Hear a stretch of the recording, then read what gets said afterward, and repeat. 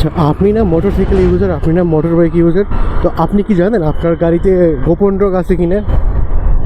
আপনি মনে হয় জানেন না আপনার গাড়িতে গোপন রোগ আছে কিনা।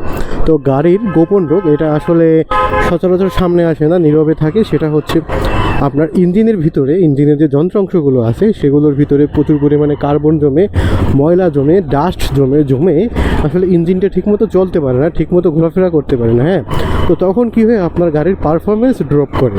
আর পারফরমেন্স ড্রপ করলে স্বাভাবিকলি তেল বেশি খাবে, আপনার খরচ বেশি হবে এবং আপনি খুব একটা স্মুথ চালাতে পারবেন না, আর টান উঠবে না। তো এইসব সমস্যার সমাধান আজকে আপনাদের সামনে ইনশাআল্লাহ আমি বলবো।